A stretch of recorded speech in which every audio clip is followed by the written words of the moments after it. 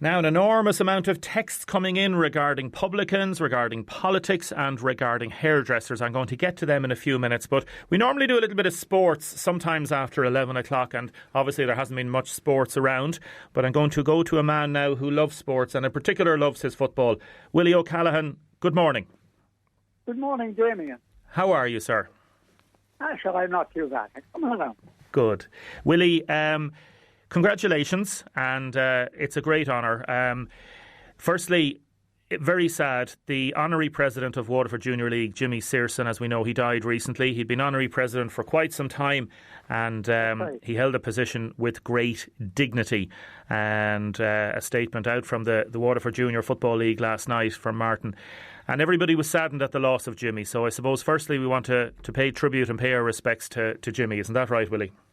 There's no doubt whatsoever, Damien. No doubt. Tell me about what sort of a man Jimmy Searson was from your experience. He was a wonderful bloke altogether. I was really very fond of him. I'll have an awful job to try and follow in his footsteps, I'll be honest with you. He was brilliant.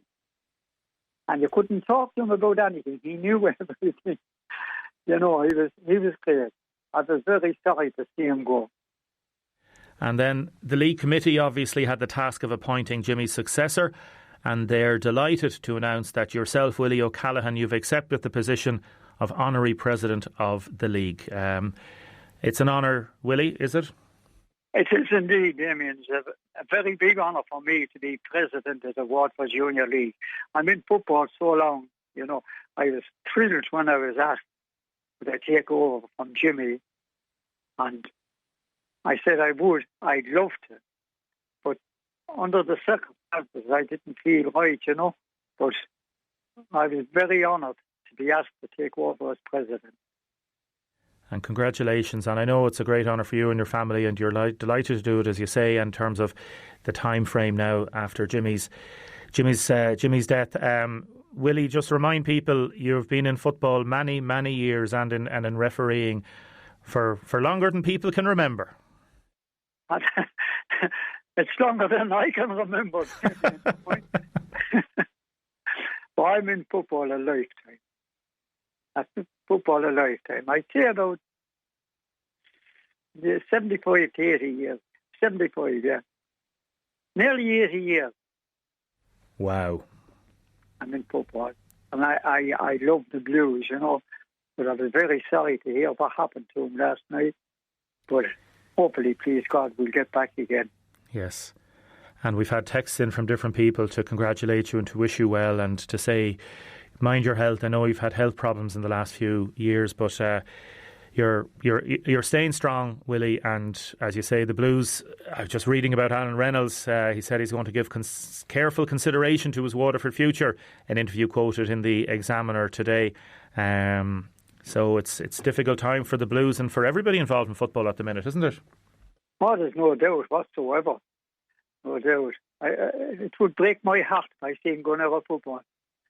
Damien, I'll be honest with you. But I don't think they will. I think they'll be back. The Blues will play there. Well said. And the passion you have for football, Willie, I know your family comes first and football is another aspect of your life. Oh, the passion. No doubt whatsoever. When I finished playing football, I took up refereeing then, you know. And I was in refereeing for a long, long time. Over 30 years I was refereeing. And I got a thrill out of everything. And then I went up on the League of Ireland panel. And I was there for a good few years too. And everything went well, thank God. Willie, to you and your family, take care and mind yourself. And it's lovely to talk to you. Thank you very much, Damien. Thanks a lot. Take care and congratulations. God bless. Bye now.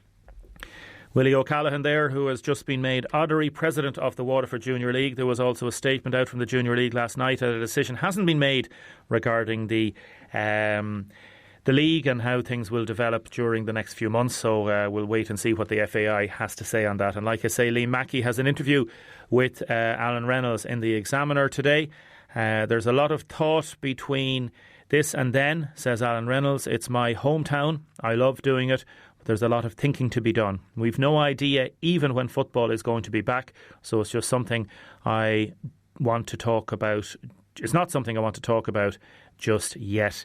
Earlier he described it as a disgrace, the fact that management and players had only learned by email of the club's decision to temporarily lay them off, as Waterford became the third Premier Division side to take that measure as a result of financial losses incurred during the lockdown.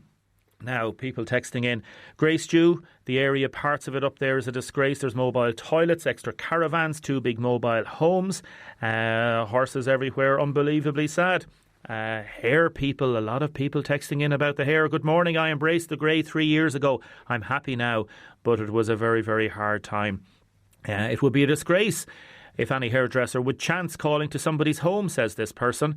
Big issues still that the COVID is in the community.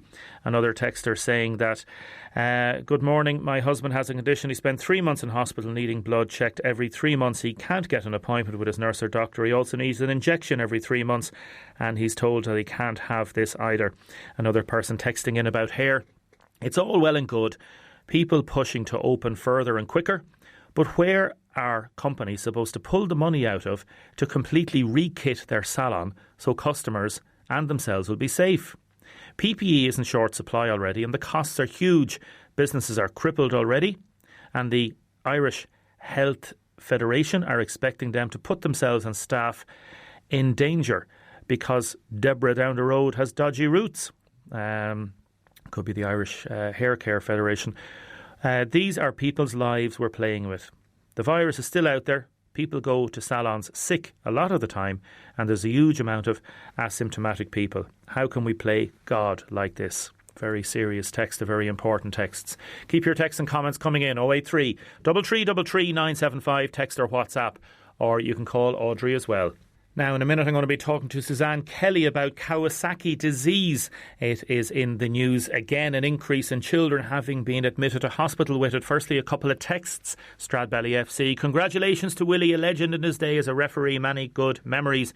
Good morning, Damien. I think you should wear your hair like a flag of honour, showing you've done the right thing. As a man, I know women may think differently about it. And keep the local information coming daily. Thank you, says Tony. Damien, is window washing classed as essential? I saw some people out doing window washing this morning. Good morning. What about people texting in for worthy charities, donating €4? Why is 40 cent taken off each text? My son is in Hong Kong, a population of 7.5 million. They never had a complete lockdown. Bars, cinemas and gyms are closed. Retail outlets and restaurants open. You can have a drink in a restaurant. Seems unfair to publicans. They've had 0 cases of COVID-19 in 2 weeks in Hong Kong and very low death rates. Damien, I cut my hair and made a feck of it. They have to reopen the salons soon. Suzanne, good morning. Good morning, Damien. How are you? I'm good. Thank you very much for joining us. Can you explain, please, what is Kawasaki disease? Okay, so I suppose in April 2018, Kawasaki disease visited our house on my little boy, PJ, who was 4 at the time, and he's now a big 6. He's downstairs with his twin sister, Neve, listening, so just hello to the both of them. We had never heard of Kawasaki disease before, Damien, and it started off with PJ with just a crick in the neck and feeling unwell. So took him to the doctor. He was sick, started on the Saturday, took him to the GP on Monday. Ear, nose and throats were fine, go home and monitor him. And from there on till the following Saturday, so for a full week, PJ just got sicker and sicker. So Kawasaki disease is an inflammation of the blood vessels in your body. So all his blood vessels were being inflamed. And the symptoms of it, I suppose, which is why I'm on today to make people aware, is a very high temperature, so over 101, and that lasts for 4 or 5 days, and it won't resolve with over-the-counter medication. His hands and feet got swollen. Then typically the whites of the kid's eyes turn red, because that's the blood vessels in the eyes. Swollen bright red strawberry tongue, swollen glands in the neck, very cracked, sore-looking lips, and just irritable. So we had never heard of it. Like I said, from the Monday to the Wednesday, I had 3 GP visits. I just knew that PJ wasn't well. They were looking for, viral, maybe it's going to be chicken pox or scarlet fever. but by Wednesday he was hospitalised and just got worse and worse. So, of course, when COVID-19 comes around, I suppose any parent that had a child that was sick previously, you're on high alert. And I tic-tac quite a lot on a Kawasaki support group for parents and with doctors in America. And they started to tell us on the support group around the end of April, around the end of March rather, that they were beginning to see kids hospitalised. And then around the end of March, it broke in the UK with headlines like kids hospitalised with possible COVID-19 complications or kids hospitalised with mysterious illness, possibly tied to COVID-19. Yeah. So that puts parents on high alert, to see kids, because up to then, they were saying that, look, the kids are coming through this fairly unscathed and to cocoon the over 70s and the at-risk groups, but kids seem to be okay. So when you start to see these headlines, you start to worry. And I dug a little bit deeper into the articles and Kawasaki disease started to appear. So I suppose I'd like to just raise awareness, Damien, around this. Now, I don't want parents to panic because Kawasaki disease is rare. Very rare. However, it is triggered by something. So now the medical experts are beginning to wonder if the COVID-19 is a trigger. Yeah, we got a text in. Sorry, as you say, we got a text in from Anne who said, my cousin's daughter got it at 8 weeks old. It's very rare at that age. She lost her left foot fingers in her left hand. She got all the cardiac side effects, will require stents.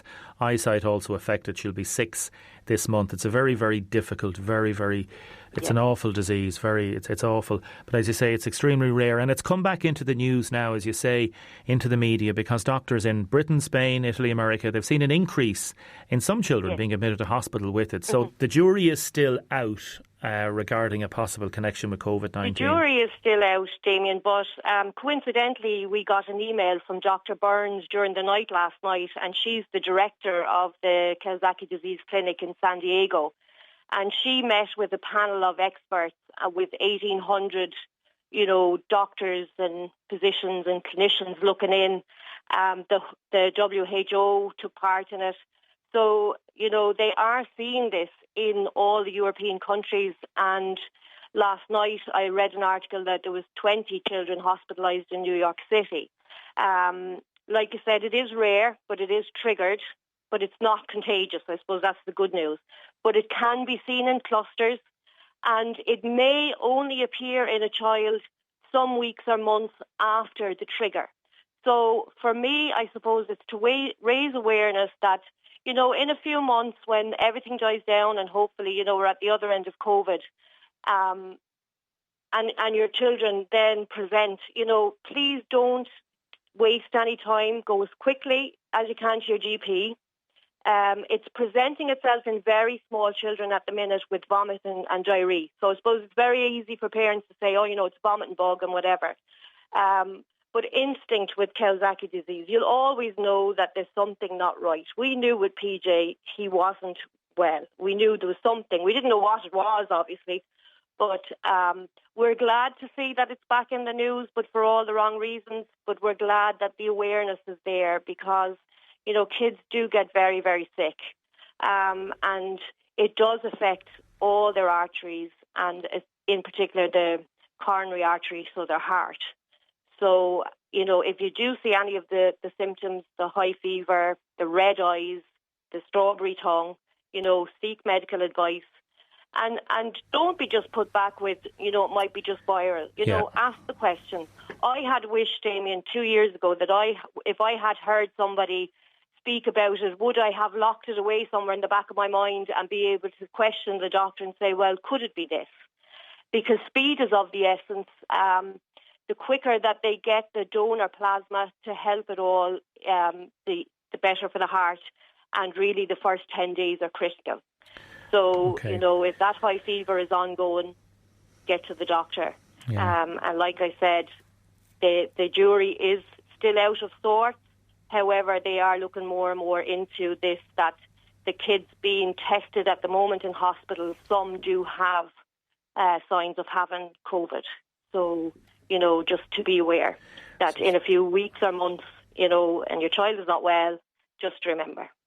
Suzanne, it's lovely to talk to you, and mind yourself, okay? And you. And thank you very much for your time, Damien. Not at all. Take care. Mind yourself and your son, Bye. PJ. Thank you. Suzanne Kelly there on Kawasaki's disease, and her son PJ had the disease when he was 4. He's 2 years now. Number of people texting in about that, and also Seamus Jacob to wish Willie OCallaghan the best. Hairdressers, we have to get back to some sort of life. Hairdressers need to reopen at some stage. Other people texting about Fianna Fáil. We heard Eamon Quinlan earlier on. We're going to have more Fianna Fáil people on later in the week. Fianna Fáil sold the country out to the banks and reneged on different promises. If they enter into a grand coalition with Fine Gael, we will be in great difficulty. Another texter, Micheál Martin, is hell-bent on getting into government with Fine Gael in his quest to become a part-time Taoiseach. If that happens, Fianna Fáil will be finished as a party. That is in from Tom. I'm a childminder in my own home, Damien. Will I ever get the kids back with this virus? Another text, do people on the dole pay tax? COVID is no different. And many, many texts coming in. If I don't get to any of them or all of them, my apologies. There's so many texts coming in. Stay with us, 083 333 975. Now, I'm going to be talking about a free service for vulnerable people and isolated people that carried out small jobs. I'm going to be talking to Ian about that in a second. Firstly, a few texts. Can you play a massive birthday request, please, to Billy Briggs, I think it is. The most amazing dad and granddad ever. Love from Sadie and Melanie. And I may have meant to say that this morning, but I didn't get a chance. Well done, Suzanne, and thanks for all your information. It is amazing. A text in from somebody who had my grandson had Kawasaki disease, was hospitalised. The skin peeled off his hands and feet. It can leave a child with a horrible heart condition. It is a horrible disease. That was around 6 or 7 years ago. Very, very difficult disease. Good morning. Gardaí have dealt with over 50 incidents of spitting and coughing during the COVID-19 lockdown. This is terrible, says this texter. And Breed has texted in to say, on our way to work on the road, just where the dual carriageway starts outside Mooncoin and the turn-off for Fit Down, 5 big bags of rubbish dumped on the side of the road. Other people have been texting in about rubbish being dumped as well. Can you tell me the name of the silver shampoo again? I can't remember it. I'm very, very sorry. Ian Lennon, good morning. Well, Damien, how are you? Good. How's your hair? It's getting wild. I'm going au naturel with it now, Damien, so I'm going to leave it off. Another text from Mark. He's a barbershop owner, a salon and barbershop owner. He said, good chat this morning about hairdressing, but we need to stick to the roadmap because the extra cost of money is going to reopen. It's going to be very big, and if we do it too soon and lockdown happens again, we're going to have big problems. There are some people out there, Ian Lennon, who have problems getting small jobs done. It's particularly vulnerable and isolated people. You work for Waterford Area Partnership. Tell me about the care and repair programme, please. Yeah, so I suppose what I'll just briefly mention to people if they don't know who we are. So it's a free home repair service for older people. At the minute we're operating in Waterford City, Tremor and the surrounding areas. So supported by the TOOS programme and Waterford City and County Council. So I suppose the aim of it is to reach out to those older people and vulnerable people that might necessarily be able to do the little jobs themselves, down to fitting handrails and shower seats and I suppose security locks and chains, down to something as simple, Damien, is changing a few light bulbs, because we often get calls in from older people that have had falls and slips and stuff, trying to do these little jobs that we would find nothing to do ourselves but are difficult for older people, So that's what we're trying to do. Yeah. And trying to, I suppose, provide a little bit of support as well, and a bit of company sometimes as well is great for them, Yeah, no, it's a really good project, and it's run by Waterford Area Partnership. It's funded by the council as well, so it's a free service. It is, Damien, yeah. So our team are made up of volunteers and TOOS participants. And I suppose before going any further, the lads that we have are absolutely amazing. Like, we wouldn't be able to provide the service if it wasn't for the volunteers and the TOOS workers that we have. So that's priority there, to be honest with you. I'm just working away in here in the background for Waterford Area Partnership. But without the lads, we wouldn't have a service, and my gratitude goes out to them, to be honest. Yeah, they're great, genuinely. Probably too many to mention individually, is there, Ian? There is. I'll be damned if I didn't. And I did think at least about the names, but I won't, Damien. But they know who they are and they're all listening. Yes. So fair play to them. They're flat out there this morning, so I'm about to fall in with them now because they'd be slagging me now if I'm chatting the head off you here now. So good face for radio, they'll say. Yeah, just like me. Yeah, exactly. And tell me, what are the strangest? Any really strange requests you've got, Ian? I suppose we did get a request to wash somebody's dirty laundry now, but I suppose that was the strangest one, Damien. But we kindly refused. But we put the person in connection with somebody that did do it for him. But that was the kind of the strangest one. But the general. And why did the person ring up? Was their washing machine broken, or they just wanted? They had somebody that normally did it for them, but they were also cocooning themselves. So right. And they said they chanced us. But look, we did put them in contact. So if there's people out there that something doesn't, we can't take it on. We'll always try our best to find somebody else that can sort it for them. Ian, I think you should have nominated one of the lads to bring the dirty laundry home and wash it at home. Like, seriously now, come on now. I don't know. Could I do that to him? I think they'd be expecting me to lead by example, and I'll be top for the next one. There are some really good, as you say, simple jobs, because the simplest thing, like a changing of a light bulb or something that could be just so simple for particularly a vulnerable or an isolated person, it can make the world of a difference what you're doing. Yeah, absolutely. And these little jobs sometimes cause a massive amount of stress and anxiety for people.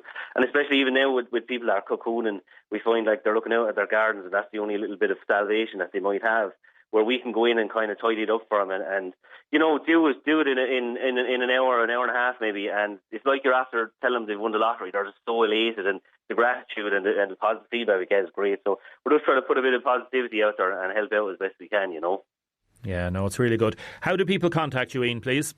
They can get in contact with us we have a landline that's diverted at the minute, so it's 051 844 844.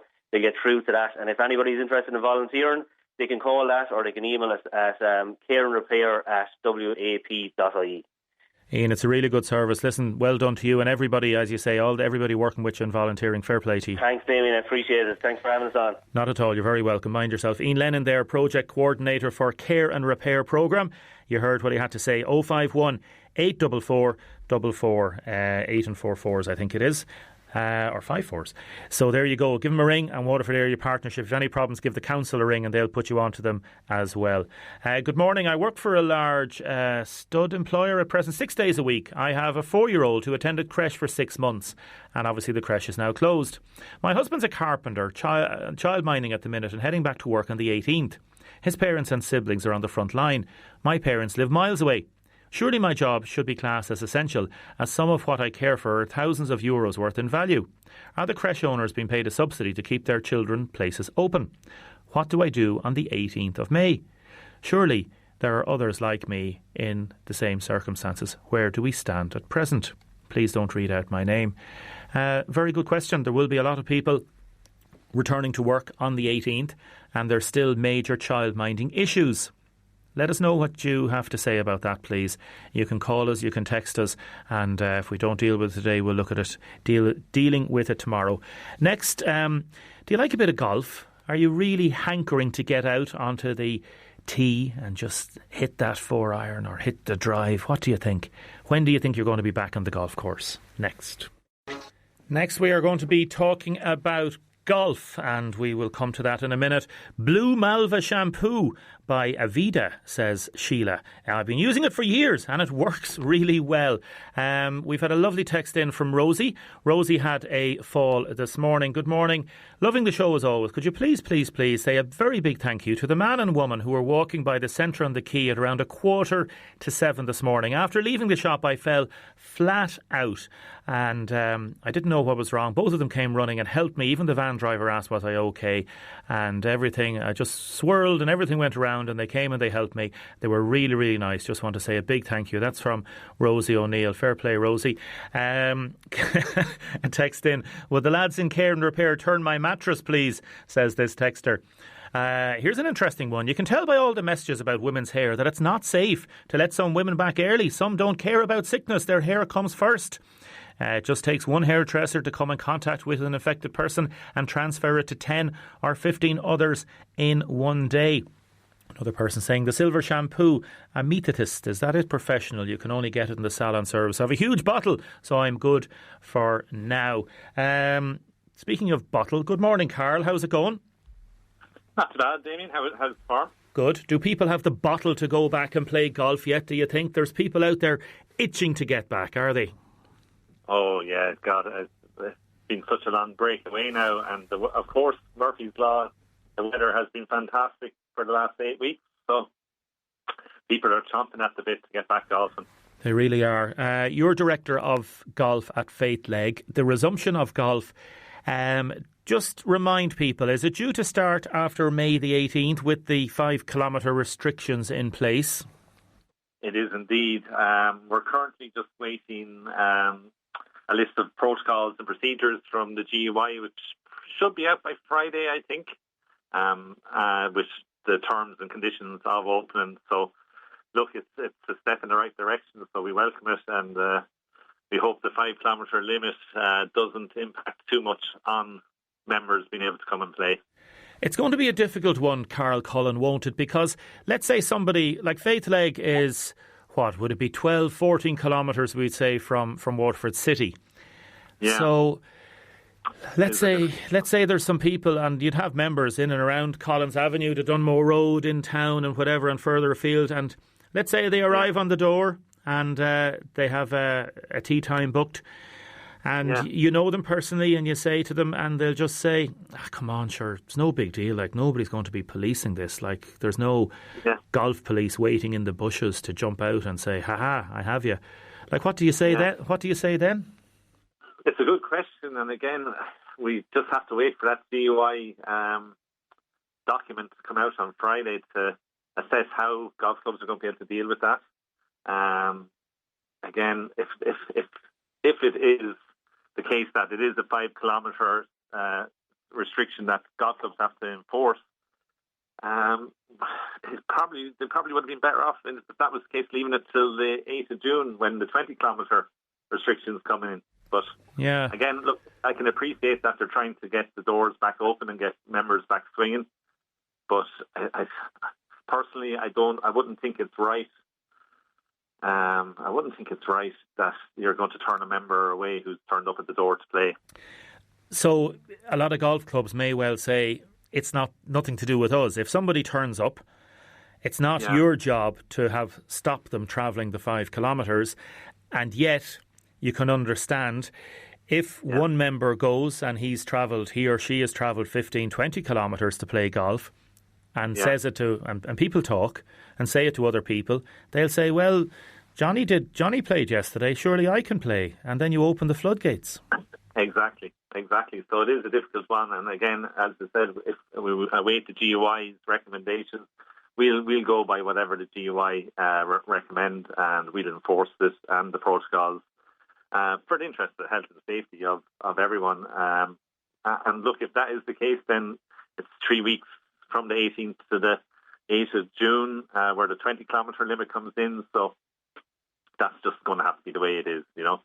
And in terms of how it's going to actually work on the day, so what, like the clubhouse will not be used apart from maybe if you need to get the defibrillator.